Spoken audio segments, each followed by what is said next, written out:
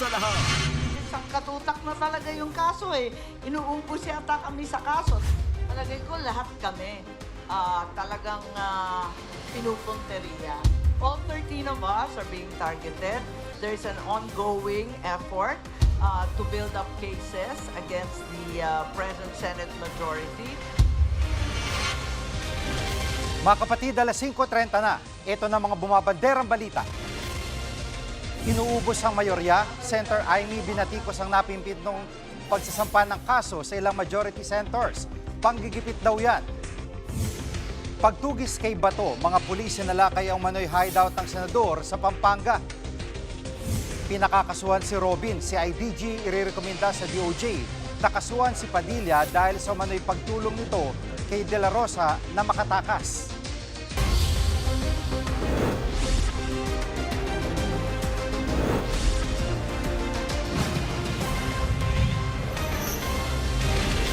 Sinalakay ng PNP at NBI ang isang bahay na umano'y hideout ni Senator De La Rosa sa Pampanga. Live mula sa Angeles City, Pampanga, nangungun sa balita si Gary De Leon. Gary, natuntun ba ng mga otoridad o nahanap nila si Senator De La Rosa? Gigi, nga no, walang Senator Bato de la Rosa sa bahay na sinilakay ng mga tauhan ng PNP, NBI dito sa Barangay Balibago sa Angeles, Pampanga. Sa CCTV footage na nakuha nga ng News 5 kaninang umaga, sunod-sunod ang pagdating ng mga sasakyan sa harap ng bahay na napag-alamang pag-aari ng kaanak ni Senador Robin Padilla. Agad pinasok ng mga lalaki sa bahay ang mga nagpakilalang tauhan ng NBI at CIDG. Nadatnan nila ang live-in partner ng Chuy ni Padilla at ayon sa pamunuan ng barangay Balibago, wala raw ipinakita sa kanilang arrest warrant o search warrant ang mga otoridad pero nakipag-coordinate daw sila bago pasukin ang bahay. Pero ayon daw sa CIDG, pakay nilang arestuhin si Senator Bato de la Rosa at hanapin ang kulay itim na pickup ng Chuy ni Padilla na hinihina lang may kaugnayan umano ang naturang sasakyan sa pagsibat ni Senator Bato sa Senado noong May 13. Bigong makita sa bayang senador at ang hinahanap na sasakyan. Hinanap din si De La Rosa sa iba pang lugar sa Pampanga at Parañaque City pero bigo siyang mahanap. Gigi. At Gary, may plano din ng mga otoridad na sampahan ng kaso si Senator Padilla.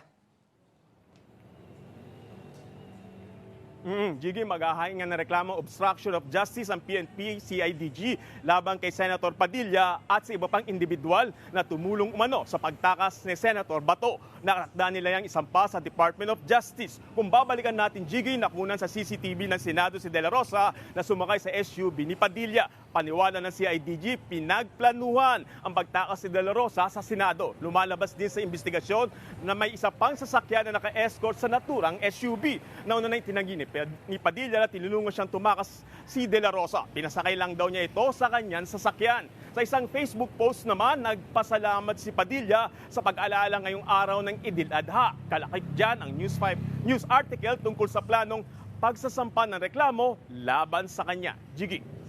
At Gary, may update na ba dun sa pagkakansela sa mga lisensya ng baril ni Senator De La Rosa? Gigi, naprubahan na ng PNP Firearms and Explosive Office ang pagbawi sa lisensya ng mga baril ni De La Rosa. Base sa record ng FEO, mayroong Type 5 na license to own and possess firearms o LTAP ang senador. Ibig sabihin nito, pwede siya magmay-ari ng 15 at higit pang mga baril. Ganun kadami. Ayon sa FEO, may 170 na mga baril sa De La Rosa at pumalag naman dyan ang kampo ng senador sa pagbawi ng kanyang gun license. Sa isang pahayag, sinabi ni Atty. Salito Torion na walang pending criminal case ang senador at hindi rin siya na-convict ng anumang kaso sa korte ng ating bansa. Hindi rin daw katanggap-tanggap ang pagbawi sa gun license dahil sa kaso niya sa ICC. Hindi naman daw bahagi ng mga korte ng Pilipinas ang tribunal ng ibang bansa. At yan muna ang latest. Balik sa iyo, Gigi. Yan ang ulat ni Gary De Leon live mula sa Angeles City, Pampanga. Pumalag si Senator Amy Marcos sa pagpuntirya umano ng gobyerno sa mga miyembro ng mayorya ng Senado. Anya, inuubos sila sa pagsasampa ng mga kaso. Live mula sa TV5 Media Center, nangungun sa balita si News 5 Justice Correspondent Camille Samonte. Camille, ano ang nakikitang basihan ni Senator Amy sa pagsasabing pinag-iinitan na nga ang mayorya? Gigi, sabi ni Senator Amy Marcos, halatang ginigipit at inuubos na ang majority senators bago ang nakatakdang paggulong ng impeachment trial ni Vice President Sara Duterte. Napag-alaman daw ni Senator Amy na may binubuo ang manong kaso ang DOJ at Ombudsman sa 13 majority senators. Inanunsyo kahapon ng Ombudsman na sasampahan ng kasong plunder sina Senator Jinggoy Estrada at Joel Villanueva kaugnay sa flood control scam. Parehong taga-mayorya ang dalawa. Nahaharap naman sa reklamong plunder at indirect bribery si Senator Rodante Marcoleta dahil sa umano'y 75 million pesos na natanggap niyang campaign donation. Pati si Senator Cheese Escudero iniimbisigahan sa pagkakadawit sa kickback scheme sa flood control scandal. Si Senator Bato de la Rosa naman ipinaaresto ng ICC kaugnay sa drug war. Habang sasampahan naman ng reklamong si Senator Robin Padilla dahil sa pagtulong umano kay Senator Bato de la Rosa na takasan ang ICC warrant. Nahaharap din sa reklamong kriminal ang magkapatid na sina Senator Camille at Mark Villar dahil sa umano'y market manipulation at insider trading ng Villar Land Holdings Corporation. Pakinggan natin ang pahayag ng presidential sister. Pananakot ba to o pang-aapi? Hindi ko na maintindihan. Palibasa, hindi sila nanalo. Nalagay ko lahat kami. Talagang pinupunteriya. As a matter of fact, maraming tumatawag. Maraming nagte-text sa amin, taga-DOJ, taga-OMB, na sinasabi na kaming lahat, yung 13, nagki-case build up na raw. Whether this is true or not, I certainly pray that this persecution, if that is what it will be, will not proceed. At Camille, may reaksyon na ba ang Ombudsman at DOJ sa mga pahayag nito ni Senator Amy? Gigi, wala pang pahayag si Ombudsman Boying Rimulya tungkol dito pero nauna niyang nilinaw na hindi nila pinag-iinitan ang majority senators sa pagsasampa nila ng kaso. Inuuna lang daw nila ang interes ng publiko. Wala ring kumpirmasyon ang DOJ sa sinasabi ni Senator Amy tungkol sa case build-up laban sa majority senators. Gigi. Camille, may mga bumabatikos din sa mayorya dahil sa mga nangyari o mga nakaraang pangyayari dito sa Senado. Ano reaksyon dito ni Senator Amy?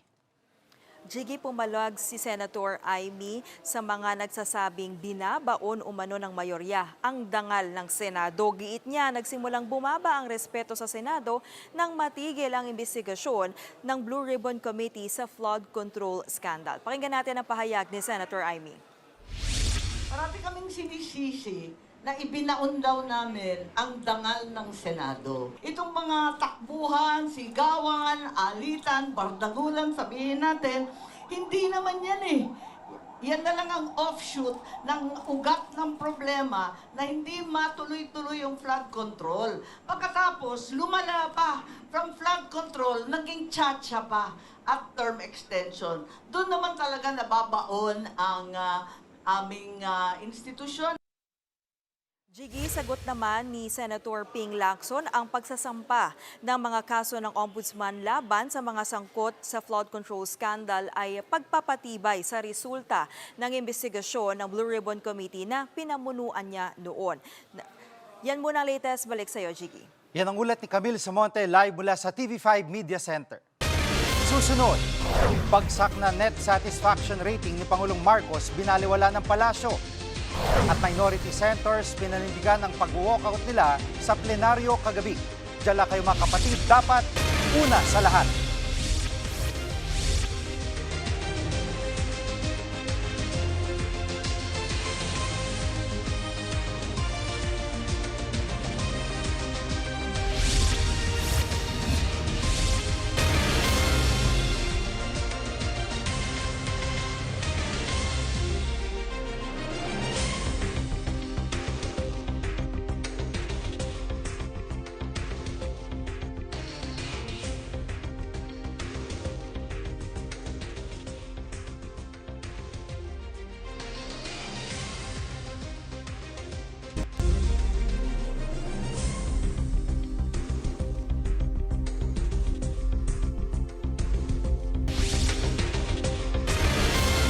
Pinagkibit-balikat lang na Malacanang ang sadsad na net satisfaction rating ni Pangulong Bongbong Marcos. Live mula sa Tokyo, Japan, nangunguna sa balita si News 5 Palace correspondent Maricela Lili. Maricel, record low ang net satisfaction rating ni PBBM noong Marso. Ano reaksyon ng Malacanang? Tama ka, Gigi. Kung pagbabasihan natin yung lumabas na survey sa SWS mula sa dating -3, bumaba pa ito sa -15. So ito nga yung record low mula nang maupo si Pangulong Bongbong Marcos sa Malacanang. Pero nang tanongin natin si Palace Press Officer Claire Castro tungkol dito, ipinagkibit-balikat lamang ng Malacanang itong mga numero na lumabas sa SWS. Ang sabi kasi dyan ni Undersecretary Claire Castro, meron pa rin namang ibang mga survey na lumabas, kabilang na nga dyan ang Okta Research kung saan sinasabi naman na merong highest rating pagdating doon sa satisfaction rate etong si Pangulong Bongbong Marcos kumpara doon sa 4 top officials ng bansa, at ang survey daw na ito ay ginawa nationwide. Posible daw kasi na yung mga respondents naman na natanong dito sa SWS survey, baka hindi pa raw nakakarating sa kanila yung mga programa o benepisyo mula doon sa programa na ipinatutupad ng pamahalaan. Pakinggan natin yung naging paliwanag tungkol dyan ni Undersecretary Claire Castro. Kung may mga pagkakaiba man sila sa mga numero, pagkakaiba-iba ng mga survey firms, naniniwala po tayo at ang administrasyon na ito na patuloy ang gobyerno sa pagtatrabaho, pagbibigay ng ayuda at tulong sa ating mga mamamayan. At Maricel, may reaction ba si Pangulong Marcos sa pag-walkout ng minority centers sa session kagabi?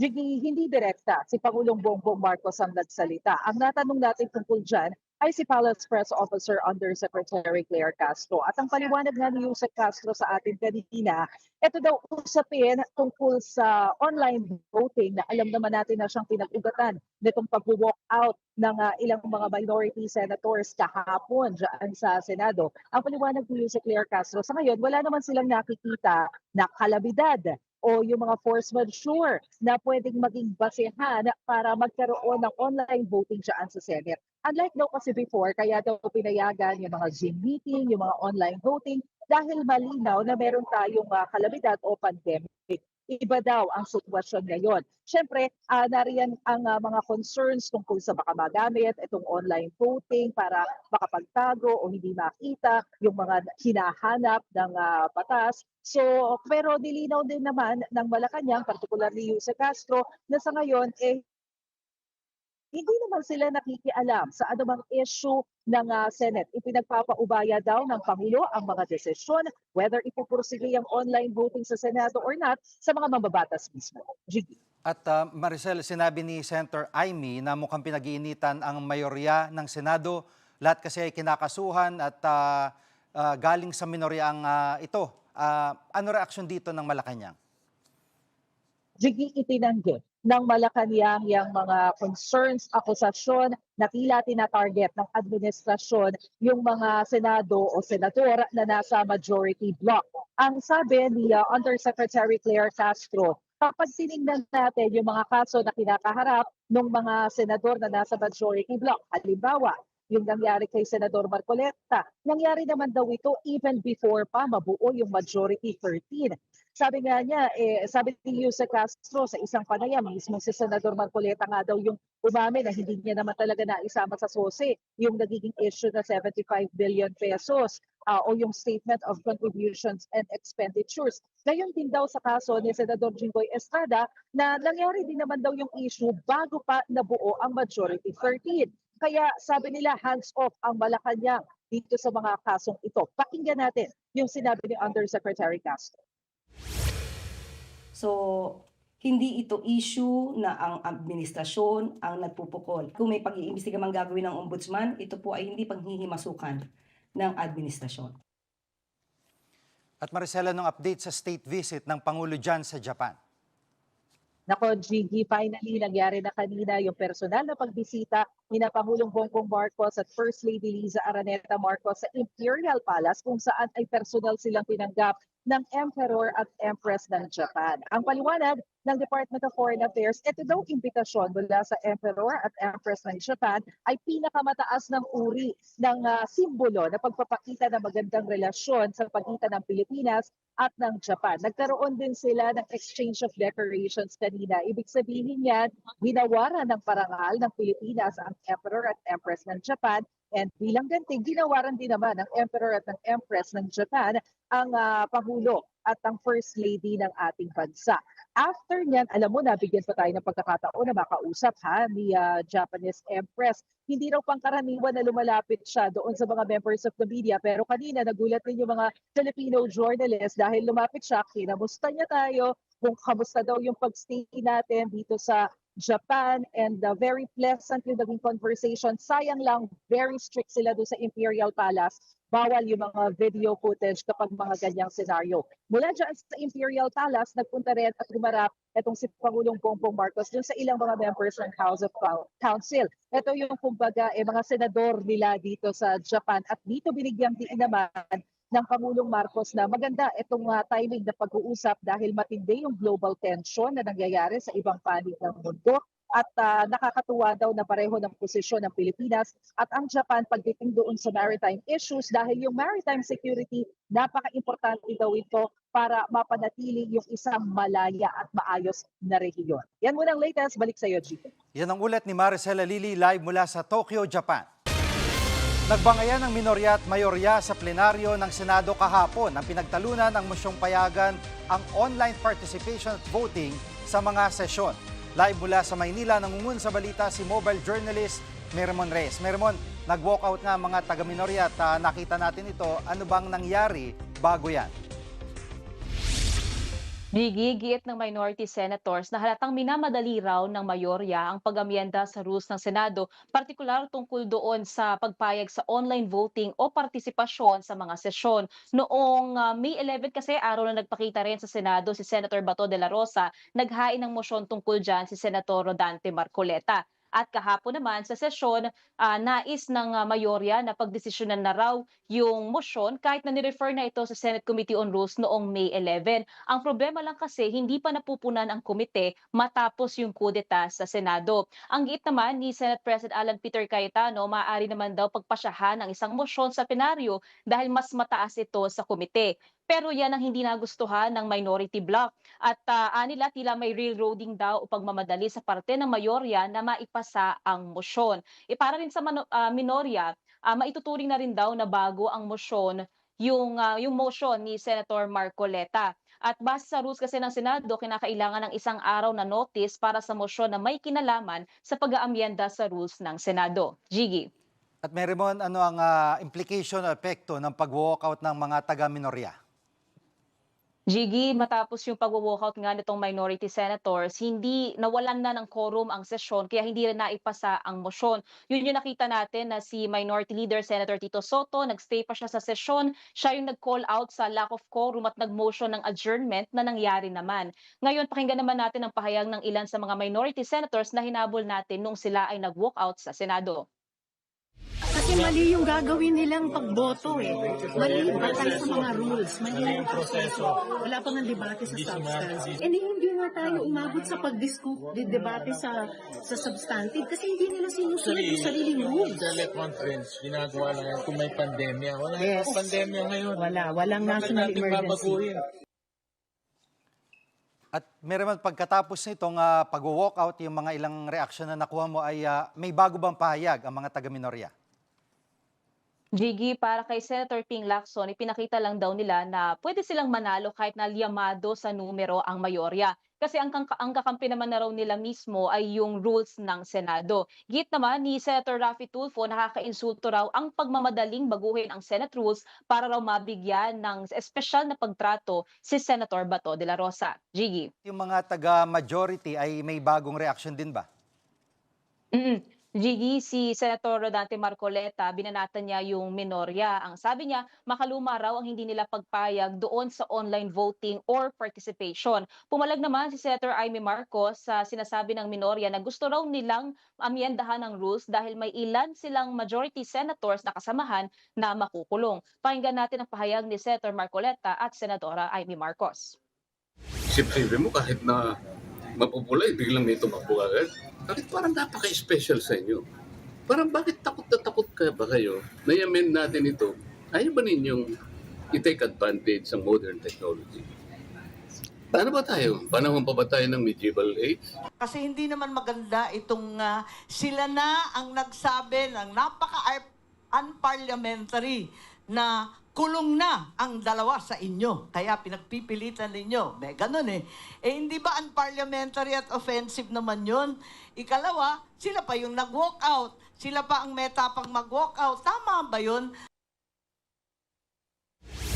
Gigi, ayon naman kay Senator Erwin Tulfo, maaaring talakayin ulit ng mayorya yung pag-aamyenda sa rules ng Senado sa paparating na Lunes. At pagkatapos nga ng mga sesyon next week, merong adjournment sine die ng Kongreso. So ibig sabihin, wala munang sesyon sa Senado, committee hearings muna. At yan muna ang latest. Balik sa'yo, Gigi. Yan ang ulat ni Merrimon Reyes live mula sa Maynila. Susunod, kaanak ng mga natabunan ng gumuong gusali sa Pampanga umaalma sa mabagal na umanong rescue. At mga flip-topper nagbalitaktakan tungkol sa politika. Huwag kayong bibitiw, dapat una sa lahat.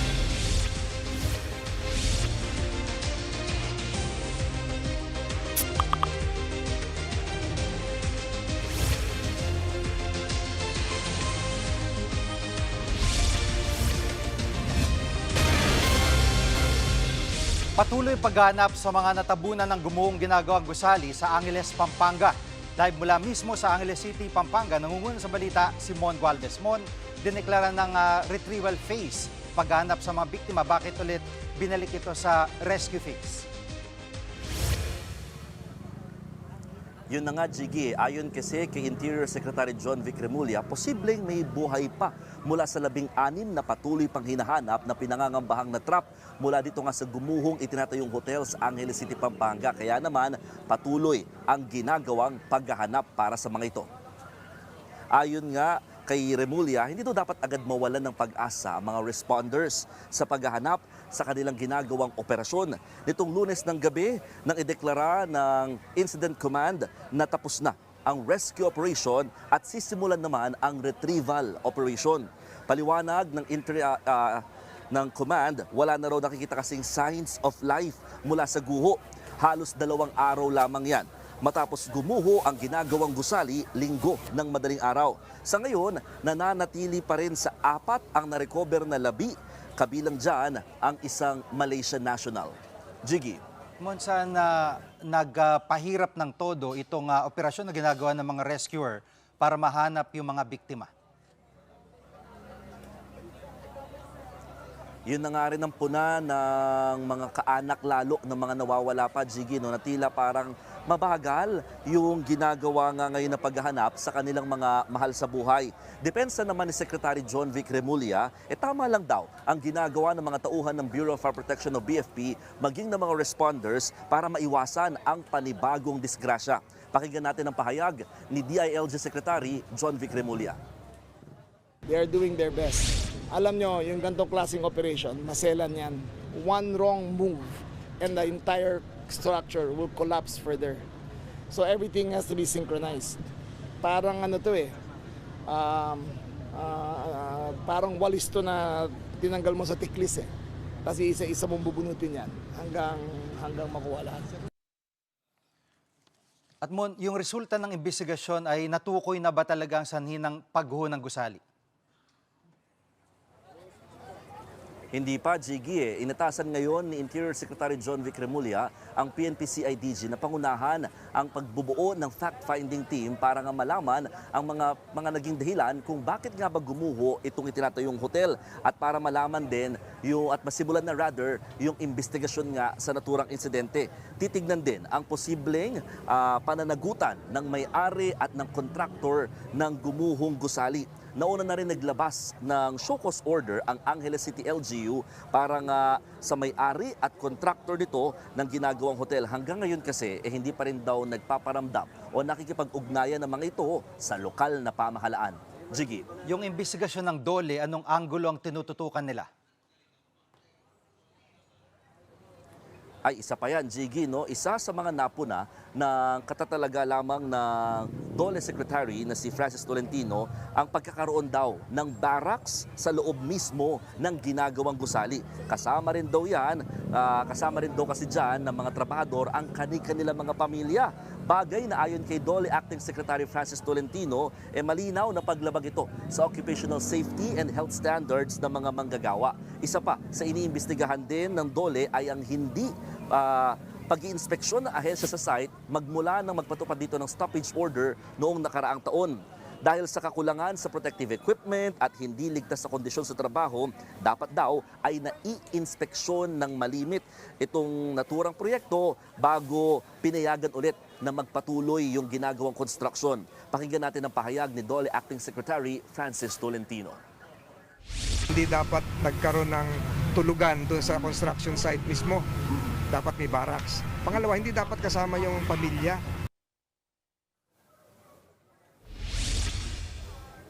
Jiggy, pinapakita namin sa inyo, mabilisan lamang itong live na drone shot ng News 5 patungkol nga dito sa gumuhong gusali. Talaga makikita na halos nabawasan na yung mga bakal na nakapalibot dito. Yan kasi yung mga bumubuo sa scaffolding na una talagang target ng ahensya o ng mga otoridad para nga at least mabawasan kahit paano yung guho dito sa nag-collapse na building. Nakapwesto na rin yung mga heavy equipment para makatulong din sa pagtatanggal ng mga debris sa lugar. Sa ngayon, wala pang nadadagdag sa mga bilang ng mga nakitang nasawi mula rito sa gusali bukod doon sa 4 na una nating nabanggit kabilang ang isang Malaysian national.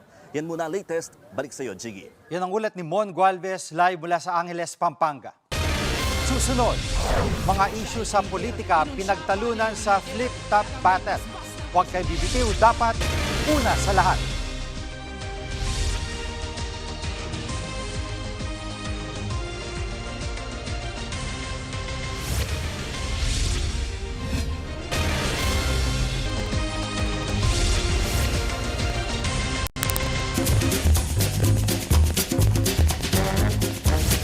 Pahabol mga kapatid, nauwi sa usaping politika ang balitaktakan ng dalawang rapper sa isang flip-top battle.